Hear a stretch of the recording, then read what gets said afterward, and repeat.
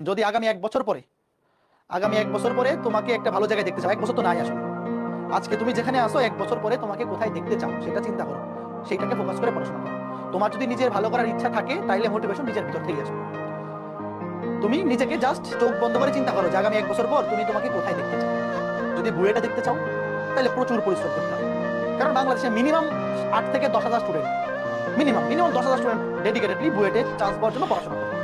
ওখান থেকে চান্স পাবে 1305 জন, 1305টা সিট, ওয়েটিং থেকে 1400 পর্যন্ত টানে।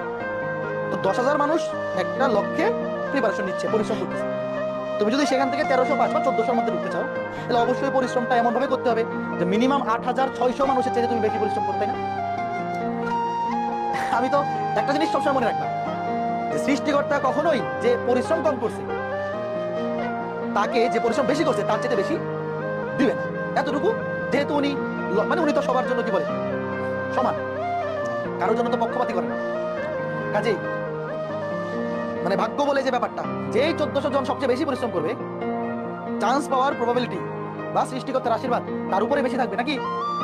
তুমি আগামী এক বছর ভন্ডামি করিয়া পরীক্ষার আগে খালি উপরওয়ালা ডাকলা, খালি খালি ডাকলা, তোমার কি মনে হয় উনি তোমারে দিবে? কি মনে হয়? সৃষ্টিকর্তার কাছে চাওয়ার আগে চাওয়ার রিজন তৈরি করো যে আমি উপরওয়ালার কাছে চাইবো আমাকে বুয়েটটা দেন, ওইটা গ্র্যান্টেড হওয়ার মতো প্রিপারেশন বা কষ্ট বা পরিশ্রম যাতে থাকে, তাইলে তুমি শক্তি নিয়ে চাইতে পারবা। নিজের মনের মধ্যে চাওয়ার একটা, তোর আমার এই জোরটা ছিল যে আমি চাইছি, কারণ আমি লাস্টে জানি যে আমি যে পরিশ্রমটা করছি এর চেয়ে বেশি করা সম্ভব না, সর্বোচ্চটাই করছি। তাহলে এখন আমি চাইলে অন্তত আশা করা যায় যে যেহেতু সর্বোচ্চটা দিয়ে করছি চেষ্টা, কোনো কমতি রাখি নাই, তাইলে হয়তো বা দিতে পারে। তো তোমরাও ওই লেভেলের পরিশ্রম করো যাতে উপরওয়ালার কাছে চাই